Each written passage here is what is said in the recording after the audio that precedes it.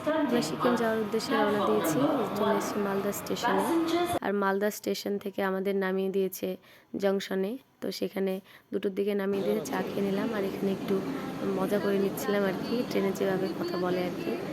Train চলে আসতে যাচ্ছে সেই অনুযায়ী একটু কথা বলে নিচ্ছিলাম। মজাটা করতে বেশ ভালোই লাগছিল। এই তো চলে এসেছি আমরা পাহাড়ের দিকে, মানে বাস স্ট্যান্ডে যাচ্ছি। তো বাস স্ট্যান্ড থেকে যে চলে এসেছি দেখো, মানে পাহাড়ে ঢুকছি। আর এই যে পাশে যে নদীটা দেখতে পাচ্ছি, এটা তো তিস্তা নদী।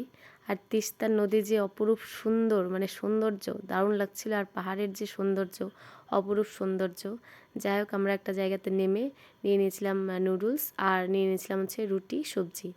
তো নুডলসটা একটু হালকা একটু খেয়ে, তোমাদের দাদাভাই নিয়েছিল নুডলসটা খেলো, আর আমি খেলাম হচ্ছে রুটি সবজি। মানে দারুণ ছিল খেতে, অনেকক্ষণ খাইনি।